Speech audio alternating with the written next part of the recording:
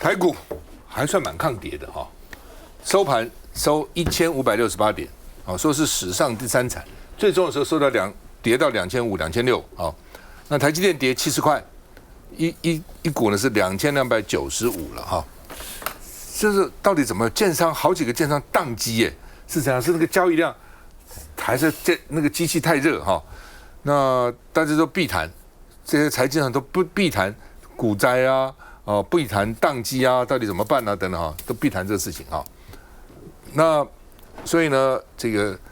台积电史上最大跌点，市值跌破60兆元，60兆啊。那这个是市值啊，整个市值。那另外呢，最重的时候错将近2700点啊。那所以高股息 ETF 成了基金的避风港啊。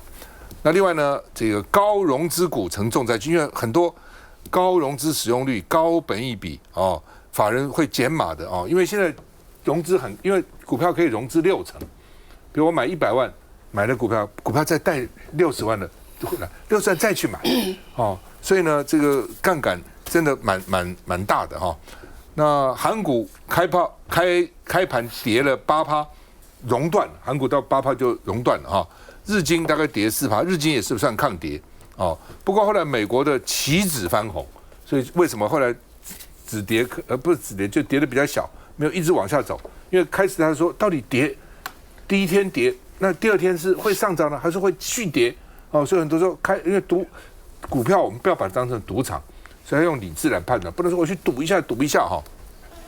那另外呢，黄仁勋说现在很便宜了，你就算是折扣价好了，可以买了等等法人说后市还要看3个指标2个变数，尤其指标当然台积电是个指标，尤其什么叫2个变数就是联准会要召开利率决策会议，这是会不会因为美股是跌的原因好几个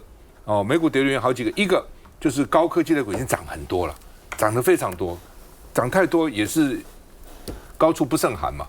第二个呢，就是这个美国的就业率太好了，非农业就业率太好了。所以表示经济是热的，经济热的你不能再降利息啊，你降利息让经济更热对不对？尤其通货膨胀到了4%多很严重的事情在这种情况之下，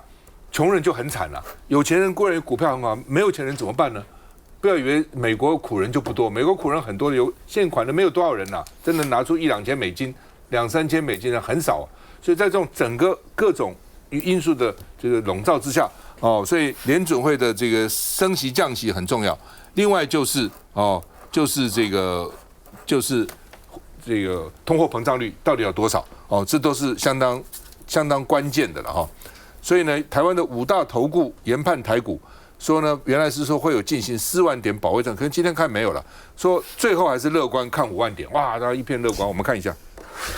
台股上演黑色星期一，大盘一开斜洗2700点，不少融资户的脸色比盘势还要绿。主委可以看一下今天怎么台股跌2600点吗？金管会主委彭金龙闪躲媒体避而不答，不过金管会掌握目前信用融资担保维持率仍高，应该可耐得住震荡，暂时不会有断头潮。不过立院的股王股后身价也跟着这波跌势蒸发，第1名的严宽恒持股市值3.18亿，以大盘跌幅4%计算，初估蒸发1200万。第2名的王宏威1.87亿，蒸发748万。苏清泉572万，林月琴396万，徐宇珍330万。我不会受影响我想今天可能很多广大的股民可能会心情受影响，但是我觉得对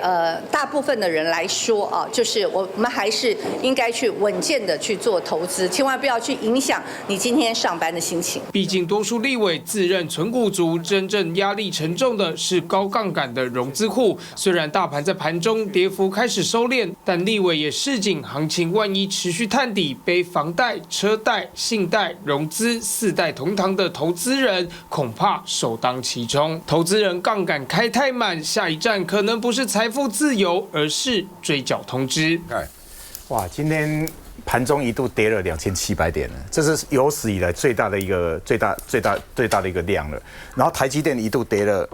135块，市值一度破了这个60，然后讲这个算是一个杀的是非常严重的。不过还好，最后我们刚看了一下，收回来了嘛大概跌了3.48%，还看起来站稳了4500点了。我现在要提醒的就是，现在老讲，现在我们的台股，现在很多人都在问说，为什么一下涨那么多？当然是因为我们的那个 AI 产业有大这个整个迸发了。整个的量能都有出来，可是呢，很多人实际上急着要进去买股票，这是一个很大的问题。大家以前都听过股市里面一个名言了，如果菜篮子都进场的时候，就要非常小心了。啊，现在连高中生，听说连高中生都很多人都去开户了。那个太多人进去的时候，而且是整个量扩充的太快，而且这个一下子量会非常的大之后，就真的要小心。所以我会建议了，就是说没有错，我认为短时间应该，包括今天收盘的时候都已经收在45070点。所以大概在跌，大概那个幅度大概不会太大，大概很多人都认为说，大概至少4万应该是一个打底的。可是拜托一下，以这个股市也如虎口，虽然赚钱很快如虎口，那个一下子杀下来的时候，那是非常恐怖的。所以我一直在呼吁说，第一个不要借钱去玩股票。买股票，第一个特别不要用融资，你融资太多的时候，有时候那个措手不及，那个老蒋是会倾家荡产的。我们这个一路跑新闻，长久这样下来，看到很多人在股市里面赚很多的钱。不过我要提醒大家，绝大部分的人玩股票，你如果没有长期持有，到后来都是赔钱的，8成是赔的，8成都是赔的哈，所以要非常的稳健，可以赚到钱。如果说你是很专业的在注重股市的话，很专业，你是会赚到钱的。虽然只有2成，你只要是专业的，你一定会赚。可是不要匆匆忙忙的进去，然后一下子急着要去把股票就卖掉，你到后来就是属于那个8成会赔。所以我做2个建议了，第一个你可以进场去的，可是一定要稳健，比较长期的持有。第二个最忌讳的，不要借钱，特别是不要融资去买股票。因为他借钱融资，他赚得多嘛，那么他一下子赚得快，也跌得快，他赔的也快啊。今天收盘是43502了，43502。来，那位，我提一下，现在你可以看哦，现在19岁以下的开户多少人？75万人呢。75万人呢，0到19岁，0到19岁也可以开，这是可以开，占5.25%。你就知道热到什么程度了。第一个热到什么程度啊？那就是大家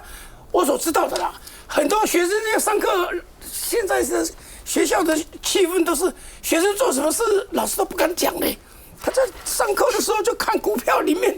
他买的有没有涨啊，什么之类的哦，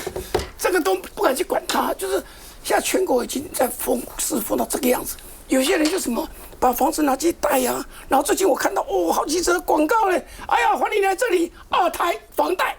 要干什么？要进股市啊！要进股市啊！他说像你刚刚讲的说用股市赚的钱比较快。可是我要提醒大家一个，就是说，请问各位，你看到你的股票，你买的股票都赚了，你卖掉没有？没有卖掉就赚到黑板了，哪一天跌下来就回去了，对不对？史上富贵啊！这种情况很多。他不愿意卖，所以他觉得还会涨。对，他认为还会涨，所以他没有卖啊，没有卖的话，万一这整个是跌下来的。那今天。你刚刚看到有个字啊，就很重要的一个字啊，叫多杀多。这什么意思？大家都是做多，你也做多，我也做多，什么意思呢？就我买了让它希望它涨，买台积电认为台积电会涨，台达电认为它会涨，联发科认为它会涨，对吧？高科技股认为它一定会涨。这里面来说，那都是多头啊。那为什么多杀多？就是我借钱借太多了，跌下来的时候我要断头啊，我非得断头不行，所以这时候就什么，我就杀多了，就多杀多。这情况是非常可怕的，在过去都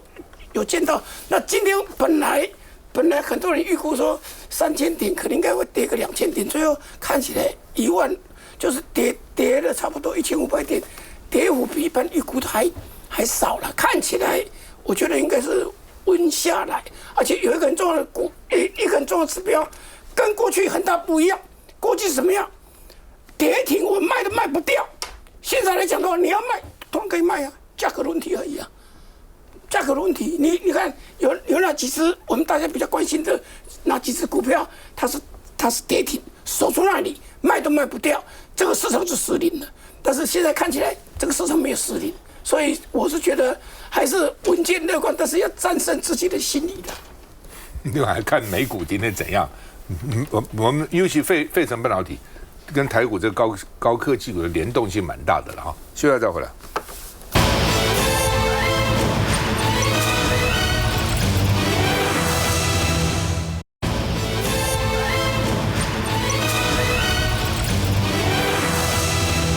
好，这选举要到了，就各种民调都出笼了哈。那民进党自己做了一个民调，苏巧慧领先李四川2.5个百分点，哦，这是民进党进他们自己的一个这个民调。那另外呢，这个 TBS 也定期会做了哈 ，TBS 做新北民调，今天早上公布的，李四川39.2%，苏巧慧33%，领先6.2%，6.2%算是超过正负3%的误差，这是有意义的领先了哈。当然，领先的还不够多了。说实话，我选举一定要领先10%以上，才稍微有把握了。那个随时会变动嘛，随时会动，所以这个领先不够多，但至少领先了。输的就如果说没有领先的话，那个心情一定会受到影响，支持者心情会受到影响。而且我看资料，在4月的时候呢，同样的民调，这个李四川就领先6%，所以现在领先6.2%，所以看起来算稳定啊，稳定在这个领先6%这个位置上。李四川39.2%。苏巧慧33%，没有决定21.4%啊，都不支持6.3%啊。那另外呢，这个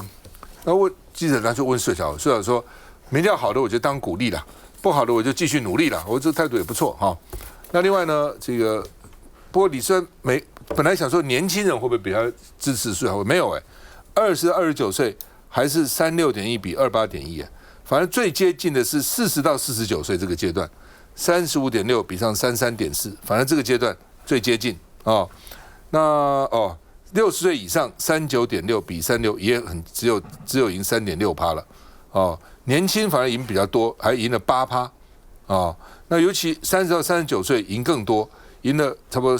将近12.7%哦，赢了12.7%。所以呢，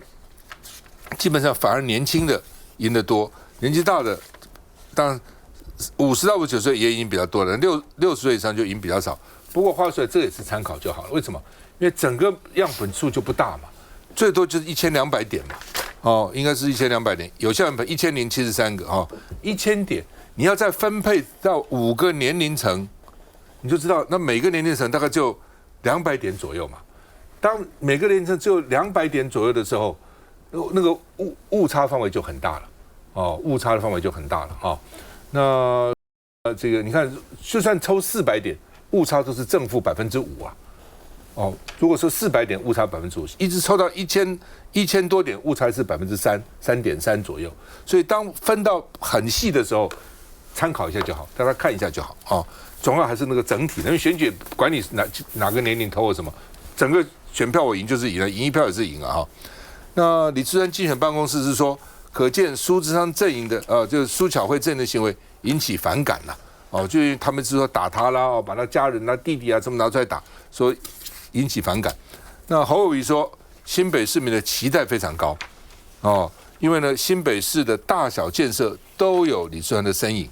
尤其李四川是基层公务员出身哦，而且这个行政经验很丰富哦，而且侯友宜说，我这段时间看他提出的政见都。不断的得到新北市民的肯定，希望呢，这个李四川继续加油，因为侯友的支持非常重要，侯友的这个满意度是非常高的，所以这个如果对侯友宜满意，那李四川又能够继续侯友宜的建设的脚步，那就会获得一定的支持度哈。那李四川，这也很有趣。他儿子吧，应该是儿子问他，他说：“原来竞选不是在我的人生规划的里面哈，因为呢应该是要退休的，原来是就干嘛再去做呢？这么辛苦啊！”儿子说：“你已经当了1.5个市长，什么意思？说都当副市长嘛，副市长等于半个市长。我开始发懂，半个市长，3个新北、台北、高雄，那不加起来1.5吗？还是不一样，不能这样算的哦。市长就是市长，副市长就是副市长。”还是差很多，再怎么样，所有的表现都是市长在出头。你看到什么时候副市长出来抢市长的风采？副市长就算再做再多的事情，也是要把光彩给这个市长。永平就知道嘛，他做过副市长，所以呢，他是说为了责任，为了承担，说我要出来选。我们看一下。见面3分情，不过选举总是要拼输赢。国民党新北议会党团智库公布最新民调，称李四川稳定领先对手苏巧慧6个百分点。当时4月28号蓝白合的民调也是显示李四川领先苏巧慧领先了6点多%，代表我们李四川领先的一个态势是呈现非常一个稳健。由国民党新北市议会党团智库委托 TVBS 民调中心所做，民调指出李四川的支持度为39.2%，苏巧慧则为33%，两人差距6.2个百分点。至于看好度近40%的新北市民认为李四川比较可能当选，但苏巧慧落后11.5%。另年龄层的交叉分析，李四川全胜；若是区域分析，李四川输在这。不可讳言的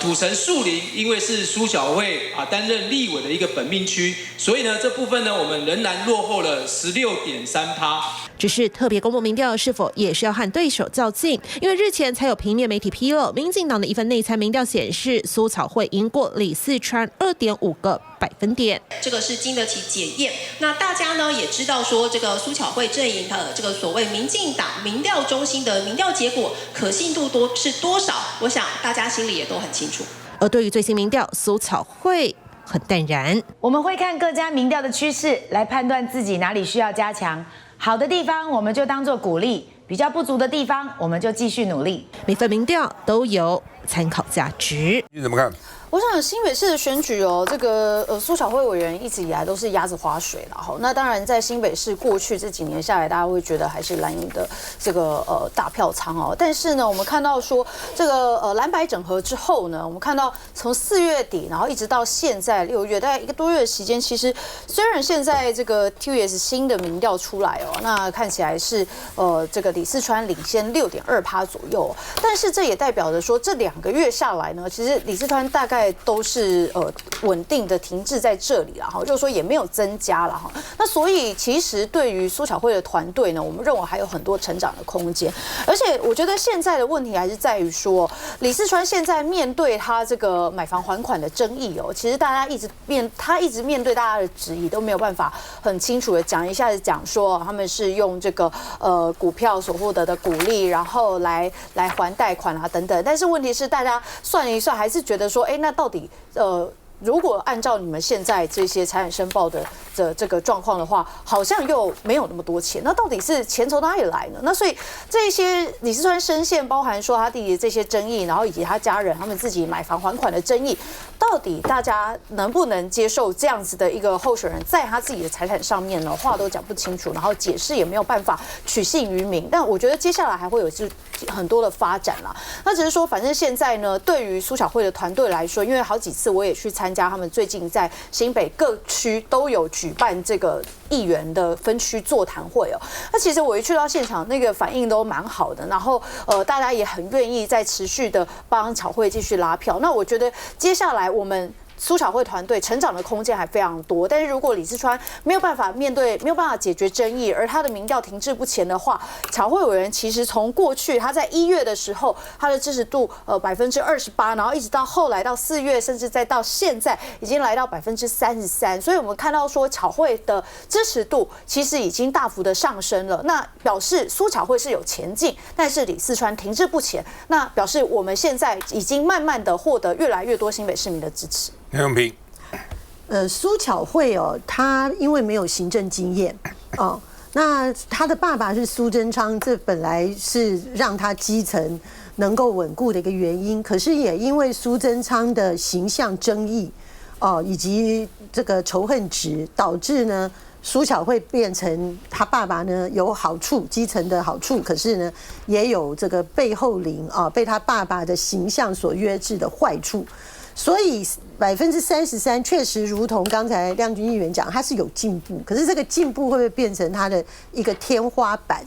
这个可能是苏巧慧阵营现在要力求突破的。也就是说，他跟他自己父亲苏贞昌的关系到底要多近多远怎么处理，以及跟苏贞昌团队以及苏贞昌团队时期的争议，到底苏巧慧是要割袍断义呢，还是他要去维护他爸爸当时很多争议的事件呢？这个会随着选战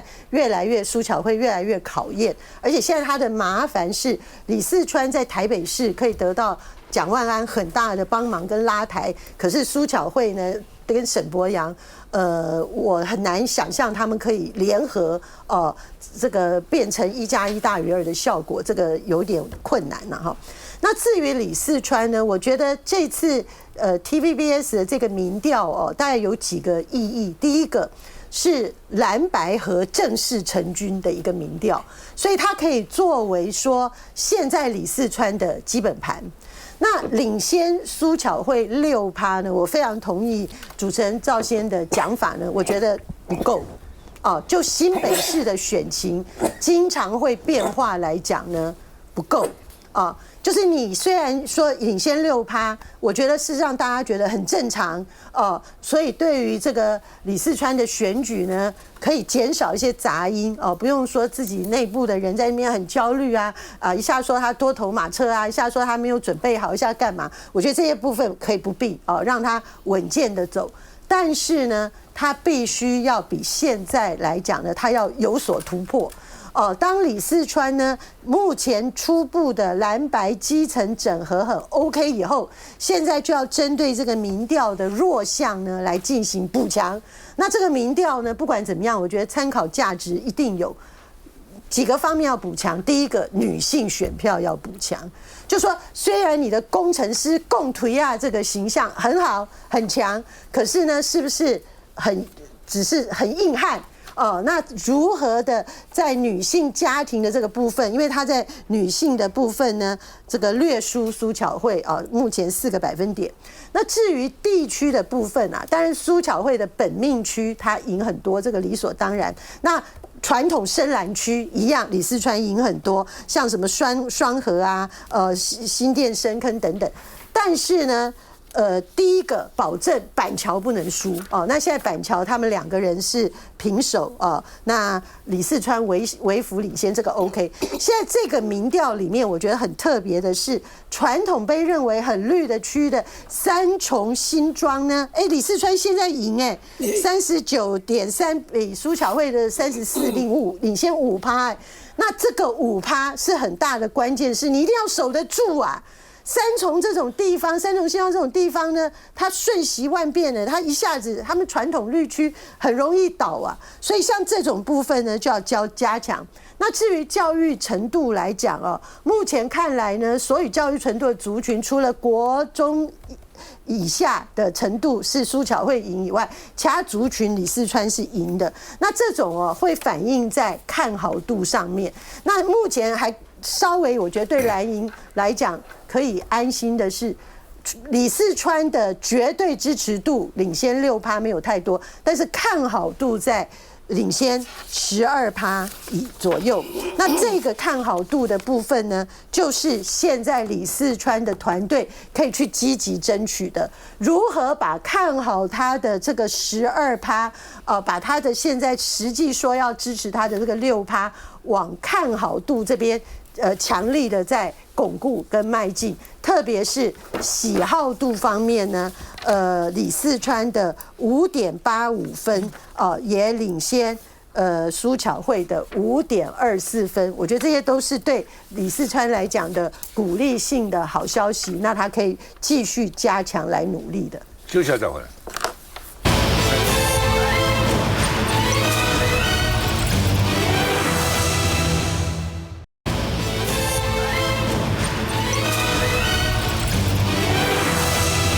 好吧，新北民调李四川39.2领先苏巧慧33%那到底新北院是很重要的地方新北到底国民党赢还是输，攸关不但是年底，还攸关2028，都蛮重要的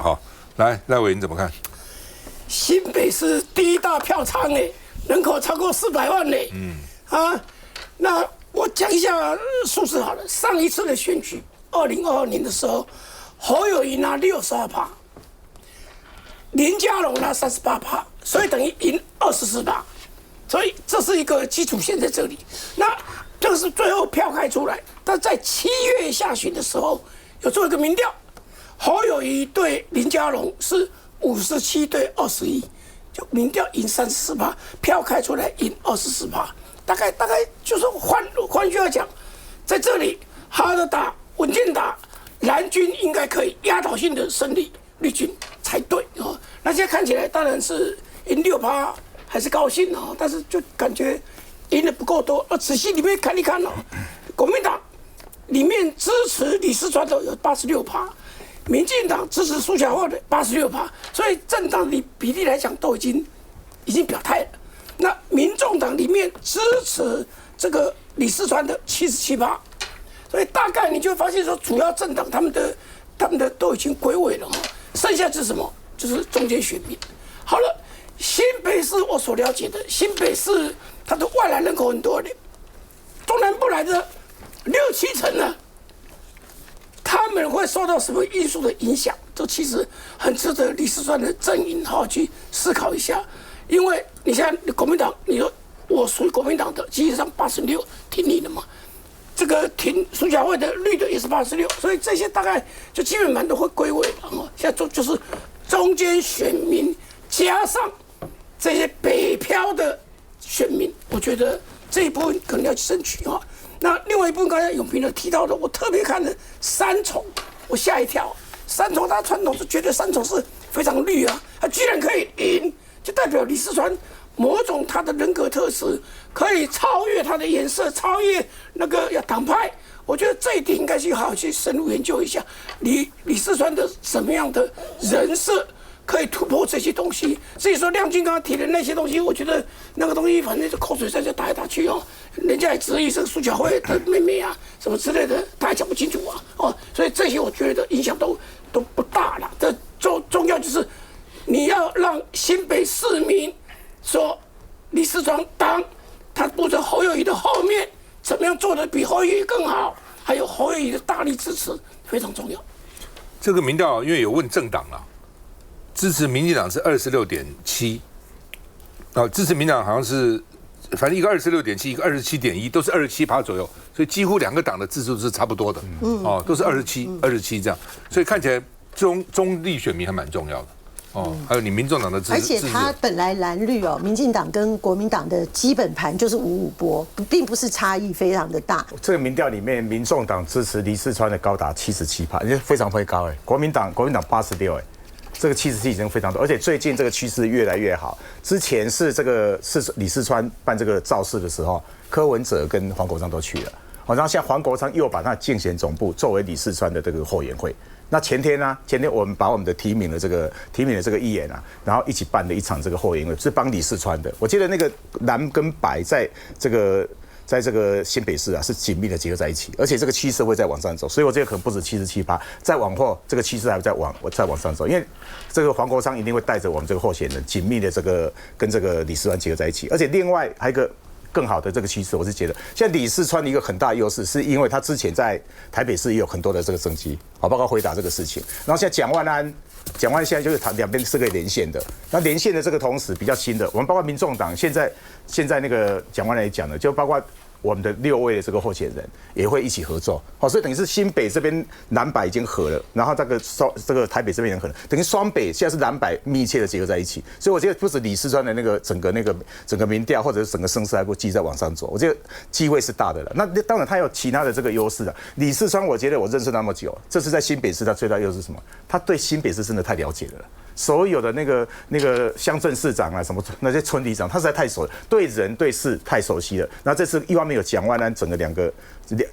人的这个并肩作战，再加上侯友宜的政绩真的是不错。然后这次刚好整个蓝白合气势都起来，看起来我说整个声势应该会越来越好。可是我老讲我是觉得比较奇怪的，因为我们本来判断是说他本来应该领先苏巧慧应该很多啊，可是奇怪为什么现在民调看起来都是只有6%就不稳赢哦。6%如果知道民进党，然后讲每次后来那个整个紧绷在一起，特别民进党现在中央的执政，他那整个资源一下去，我觉得没过10%，老讲都是危险的了。所以老讲就是说，现在可能是谨慎的这个乐观，可是老讲后面可能还要再往上再冲，没有的话老讲危机还是存在。不过因为他4月的时候也是赢6%，所以看起来6%算稳定了，没有上下的啊。那马委员。其实新北跟台北新北是我们最大的一个城市。那我们现在看起来，虽然感觉民调差异不是那么大，可是现在民调真的比较不容易，有很多它的准确度哈，真的是要非常有可信度的，或者要非常熟悉的，才有办法稍微做的比较好一点。那可是我们看这些候选人，刚刚有提到，其实他们不管在蓝白的这个结合上面，或者新北跟台北市未来可能也会做更深的结合。那以这个李四川来看，因为我觉得如果侯友宜可以在那里有获得这么高的知名度，那他跟他的同质性还蛮高的。那他还有他的工程背景啊、治理经验啊，还有执行力的这些相关的形象，我觉得这个好像也是侯友宜受到肯定的一个就是他的一个的方向。所以如果说像新北这样的大城市，它还有捷运都更、交通产业，还有一些相关的社宅治安，还有青年的愿景等等。其实这些如果说他用他的过去的行政就是那种行政经验，虽然他一直都是担任比较幕僚，就是副市长这样的一个角色，可是相对他对整体的那种熟悉度，应该也是他的一个长项。那未来如果可以慢慢的取得这样的认同，我觉得他的机会还是非常的大。那怎么样去因为刚刚也提到，现在很多人好像对这样的民调或政治也不是那么有兴趣，可是在最后的投票决定的时候，我觉得还是会选出他们认为可以治理这些相关城市的这样的一个人选。好不好？新北大家关心，台北市也很重要。那到底蒋万要不要合体民众党的小鸡？因为国民党小鸡很多，那民众党小鸡怎么样？蒋万说看到党部怎么安排，我听党部的哦。那另外呢，这个民众党因为他有好几个议员提名人嘛，柯文哲说沈伯洋只有概念没有政策，天马行空讲一些概念而且听不懂沈伯洋讲台北天际线的政见。什么意思？那柯文哲酸，我第一个想到的是铁皮屋顶，什么天际线，天际要怎样他笑他了那另外呢，他认为用天际线是不好的政治宣传那另外呢，这个沈伯洋说蒋万安大众走没有任何改变。那台北市的大地处就是说沈伯洋是外行的，是临时抱佛脚的。那另外呢，沈伯洋就说怎么让公务员加班来攻击我呢？那这个台北市政府就说。那你骂了台北市政府，那市政府能够不回应吗？那总要回应，那怎样？你骂到谁就要回应啊？本来这样不是只有蒋万安回应你骂了他公务员受到误解也好、欺负也好，公务员说我要回应需要再回来。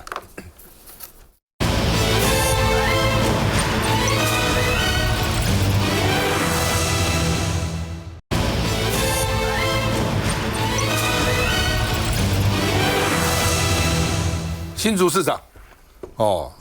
这个名字都变成拿来做谐音梗，譬如说高虹安叫做新竹有安，有高虹安嘛，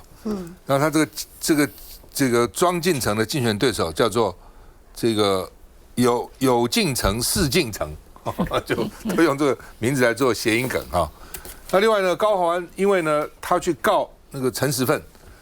陈时奋说他论文怎样，他去告他，然后呢就被判说是诬告，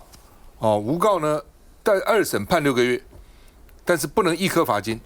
现在到最高法院，如果最高法院维持原判，高虹安他可以申请易服劳役，因为6个月嘛。但是要服多久呢？要服1080个小时。但是一天算折，你看6个月嘛，你一天去乘下来1080个小时，那到时候就登记都赶不上了，怎么选新竹市长呢？所以他们现在想修选罢法，要把选罢法26条修正。20条修正呢，就是说，这个除受缓刑宣告可参选，易科罚金、社会劳动等异刑处分者也纳这个里面范围，就是说不用真的关，就可以劳役啦、罚金啊什么之类的都可以就不要影响到这个选举，因为这都是轻罪才会这样嘛。那如果轻罪影响到不能选举，跟那个什么杀人啊、贪污啊什么一大堆保义，好像也不太合理说想要这样那如果最高法院维持原判，就解套了如果修法了，如果发会更审，只要没有在终局审判以前都可以选的否则的话呢就不能选了什么缓刑好像也不能选易科罚金什么社会劳动等等之类的，好像都放在里面，只要缓刑都不行那另外呢，柯文哲说哎呀，政治方面不急的，因为有人问说要不要让高虹安回民众党，他说市政进度比较重要了，政治不重要了哈。那另外呢，这个说国民党好像就不支持这个高虹安案，因为民众党不支持周点论的修法，这个案子修法，黄国昌说他们是跟蓝营有共识的，不知道有哪里来这个传闻就否认了哈。那高金素梅这也是蛮严重的哈，被囚刑12年6个月是很重的哦，囚刑12年6个月啊，而且呢是说违反贪污治罪条例啦，哦，刑法啦、医疗器材管理法等等等等的哈。那有26个人都被起诉，人真多啊，尤其他的核心助理金曲购案马祖卡的岳父张俊杰被囚刑16年以上哈，现在还关起来的样子，还压在那个地方哈。那到底是什么事情哈？就说这个助理费嘛，反正大家知道，很多人都因为助理费了哦。另外呢，这个他的助理的太太生下女儿，所以呢，但是他还在工作，但他去请育婴假啊，请留职停薪了啊，有津贴。然后呢，这个又用另外一个人啊，然后去报助理的费，反正这个加减变成这样。那高金素梅的回应是说，天道酬勤，公道自在，而且他很替这个张俊杰呢这个抱屈。好，他说张俊杰是这个不会这样子的哈。我们看一下这个高虹安的事情。挂上5安新竹有安的选举看板，新竹市长高虹安特地挑2026 6月6号的星期六上架，因为4年前参选时又是6号候选人，666大顺，挑良辰吉日，但要参选连任恐怕没这么容易。助理费案2审才逆转宣判无罪，却是另一个官司可能卡了连任之路。高虹安诬告旅美学者陈时芬案，2审遭判6个月有期徒刑，且不得一颗罚金。尽管高虹安上诉，但若最高院维持原判，高虹安可申请一服劳役，换算下来得服1080个小时，几乎不可能赶上9月4号登记参选的期限。因此，民众党团拟修选罢法第26条，一刑处分者也能参选。只要修法最高院又判决维持原判，高虹安就能解套。若发回更审没宣判前，依然能登记参选。有关于缓刑还是易服社会劳动的部分，台湾民众党跟中国国民党这边是有共识的。一旦成功修法，因人设置的标签恐怕也难撕下。修法它产生的法律的影响其实非常深远，所以其实站在法治的角度，并不合适为特定的人解套。如果高虹安对自己的官司有信心，那就不应该要去游说蓝白立委来为他修法。高虹安参选出现变数，民众党新竹市版图首当其冲。只不过高虹安似乎也暂无回归民众党计划。这有那么重要吗？他的司法案件他自己也要注意要处理。诬告案的关注度跟刑度轻重与助理费天差地远，但对高虹安而言，严重程度远超想象。来去看虹安这个应该是个小危机，应该解开的几率应该很大了。这个我在上个会期，我在当这个党团副总召的时候，我们跟国民党是有讨论过的。因为这个老实讲，这是很轻微的这个罪，诬告罪。那你因为执行那个你在服这个劳役的时候卡住了，我们是算过，因为他这个2审的时候判了这个6个月嘛，你就不能一颗罚金了，你就那些服劳役，那算下来大概是1080个小时，那9月4号就要登记了，到时候就卡住了。那时候跟国民党是有协调完，我觉得这个应该是可以解套，而且一般的民众对这个支持度应该会是高的哦，所以应该是可以过的啦。那至于虹安要不要回这个民众党，我觉得第一个他现在竞争对手真的很弱，民进党现在连要选新竹市长的人，民进党找不到人，还到别的地方去找。然后虹安在那边这个治理成绩又很好，哦，他上次被那个大罢免的时候，唯一一个县市长被大罢免的就是那时候就是虹安了。虹安那时候我印象很深刻，我去了3次，国民党的市议员都是陪着他的。早上6、7点去站那个街头的时候，很多国民党的议员跟他那边是真的是蓝白合已经打成一片了，所以他本来有民众党的票，又有这个国民党的票，然后他这个市政的这个又表现又很好，中间选民又很多，所以我觉得他是连任应该没有问题。所以什么时候回来比较没有问题？我补充一下高金内，我觉得判得太重了。一方面是助理费助理对嘛，的那个起诉求刑真的太重了啦。这个。我觉得助理费已经是变成一个历史工业了，要赶快去解决了。那老讲民进党一堆人，可是我觉得最人家生气的，他说他引进那时候快筛，那是在救人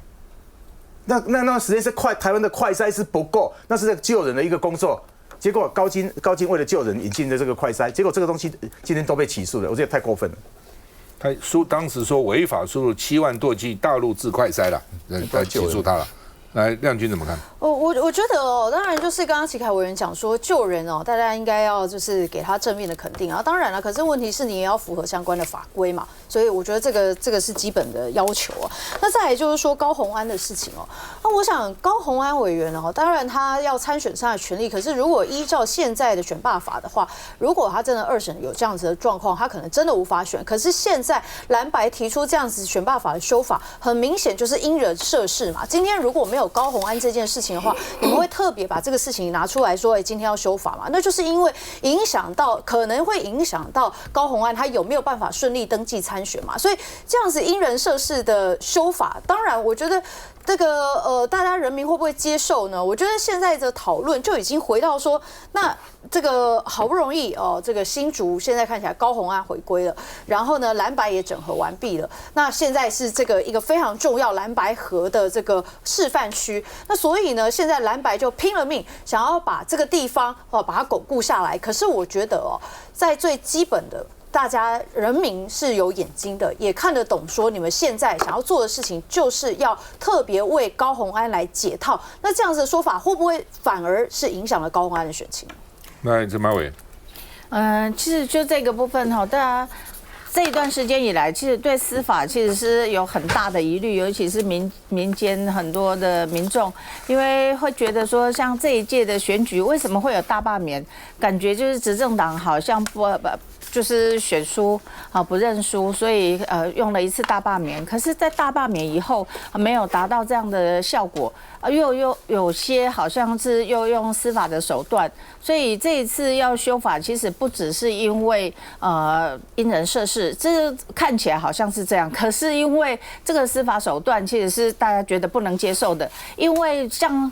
会有缓刑或者易科罚金都是违罪，那你违罪就是剥夺人家的参政权，这也是非常不合理的。所以其实这是整体的考量。我想这个也一定可以让大家如果说提出来以后，让我们所有人民去公平，我觉得这是没有问题。因为现在人人自危啦，讲一句话，因为一个小罪就可以让你不选了。对啊，所以你今天是这个高虹安，明天就可能任何人啊，而且对啊，犯一个小罪，罪其实很小啊，然后就让你判一下，对不对？缓刑也好，易科罚金什么就不能选了，政治人物都可以被攻击。其实立法院所有的修法，大部分都是因为出现一些觉得法律莫名其妙的案例，说怎么这个法当初这样立，它怎么会产生这个状况，所以来修法嘛。所以你说什么因人设事，你如果去看立法院，各种法都是因为发生了那个莫名其妙案例。那高虹安这件事有多荒谬？我跟各位讲，他这个诬告罪是怎么来的呢？是因为那个翁达瑞啊，就整天在跟人家打官司的那个老沈就搞好这个官司。对，这个翁达瑞呢，就是错误的去讲说高虹安论文抄袭，然后高虹安很不满。说我明明没有抄袭，所以他控告他诬告。那问题是高虹安他去控告高虹安论文抄袭有没有成立？也没有成立啊。那只是说他的这个诬告呢，他提出的理由觉得说这个翁达瑞不服，那这个法官他判来判去，他就认为说他诬告有成立。那这个的细节我们没办法讲。可是问题是，这个就是政治攻防，打给那大吹够。而且也是为了一个没有发生真实的事件，然后你说去诬告成立，这样子你就要让一个